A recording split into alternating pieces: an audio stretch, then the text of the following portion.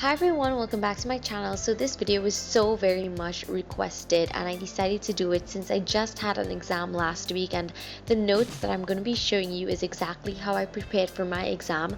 These are literally some of the best study tips that there are, and if you really are dedicated and if you really make the necessary sacrifices and you follow these tips, I'm guaranteeing you that you will get your A.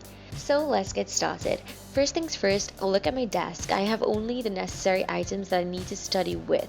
I have my stationery holder for when I need extra pens or pencils, and you can check out this video if you want to see how I made it.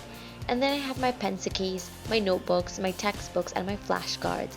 My laptop isn't on my desk since when I'm studying, I want to be fully devoted to what I'm studying and only that.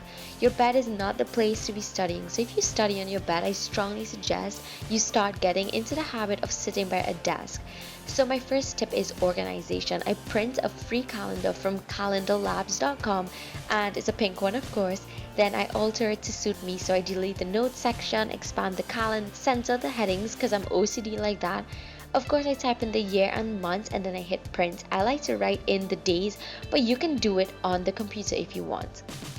My agenda is literally my lifetime. I am a chronic list maker, so I write down everything I need to schedule so I can transfer it to my calendar when I get home. Then I have my to-do list, and this one is for Wednesday, and there's nothing better than crossing out the things you've done already, just like I did here. In one of my back to school videos, I told you about keeping a folder with all of your handouts, so this is mine. I'm going to take out what I need to study. Highlighting key information is one of the easiest ways to know exactly what is important for you to learn. I know I highlight a lot, but that's what works for me. It's your notes, so you can do what you want. When I learn a new term, I make sure to write it down whenever I come across it again in my notes. That way it helps to keep it fresh in my memory, and this may seem a bit over the top, but trust me, it really works. My third tip is acronyms. These are abbreviations for terms that you would want to remember. When I have a table to learn, I make up acronyms for the parameters I want to compare. For example, I have to compare two things under the headings of validity, information, specificity, correctness, and premises. So I end up with something called VISP, V-I-S-C-P. This is a great way to trigger a series of terms. So as soon as you say that word, all the terms that you needed to remember will come straight back to you, like the first 20 elements of the periodic table. Hej, lebev kanapni namgal subscribe ka. Hydrogen, lithium, beryllium, boron, carbon, nitrogen, oxygen, fluorinium, sodium, magnesium, aluminum, silicon, phosphorus, sulfur, chlorine, iron, potassium, and calcium. So sticky notes are great ways of putting reminders about important definitions, and I like to stick them around my room, especially at my dressing table, so that when I'm getting ready on mornings, I could always look at them really quickly and refresh my memory. For quick access, I mark off the chapters I need to learn so I can find them easily instead of fighting through the textbook to find them. I also put tabs on the end of chapter reviews. You really should go over the summaries and definitions at the end of each chapter because it helps to clear things up and it gives you an idea of the important key points from the chapter. The practice questions in your text are also very important because it helps you understand what you just learned. Practice really does make perfect, and if you're having problems, it's better to deal with them now. I did every single practice question I could in order to prepare myself for my exam. In my notebook, you can see I marked off an example we did in class, and it's very important that you pay attention to the format your lecturer gives you because chances are this is what they're looking for in an exam. The bubble method is a note-taking method that I use, and you have the main theme or topic in a bubble, and coming from it are the subdivisions of that topic. It's an excellent method to remember specific headings. You can even expand on them as you go along, like what I did here.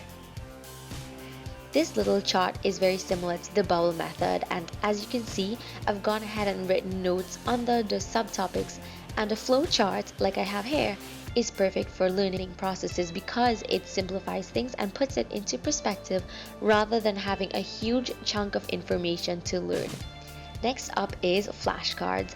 These are one of the best study methods. I like keeping mine in this 5-star case so it wouldn't get lost. Quick tip, I keep paper clips on all of my flashcards so they won't float away, and also to organize them, I number each set. That way I can shuffle them without getting confused when I'm ready to put them back into order. The only time I'm on my bed with my work is when I want to review right before I go to sleep, and flashcards are perfect at this time since they won't take over your bed. Also, you can have them on the go, so when you're waiting for a class, you can just whip them out and review. This is one of my biggest study secrets, and it's called a cheat sheet, and it's not what you think. It's basically a one keyword, a one-page summary of an entire topic. It is your summary, and it should only contain trigger words and essential points. So right before an exam, you can have these pages and quickly review everything on them instead of going crazy trying to find important details in your pile of notes. Past paper questions. Make sure that you do these especially before your final exams. Questions always repeat. I did these questions from an old mid-semester and some repeated in my exam last week. These questions are perfect because it's already in the exam format and it gives you an idea of what you need to learn. If you have problems, make an attempt and then carry them to your teacher for help. Use all the resources you have. If I can't understand something, I will check online for maybe a summary that will be able to help me. And my last study tip is a healthy snack. So we all have those hunger pangs. So instead of succumbing to those late night binges, always have fresh fruit at your fingertips. It's the perfect solution, and it's also very healthy for your mind and body. So you guys, that is the end of my video, and I really hope that you enjoyed it. I know it was a bit lengthy, but trust me, these tips will definitely help you to be very successful in your work. If you enjoyed this video, please give it a huge thumbs up. And if you want a specific video on note taking, make sure and leave it in the comments down below, and I will be so happy to do it for you. So thank you so much for watching, and don't forget to subscribe on your way out. I'll see you in my next video. Bye guys.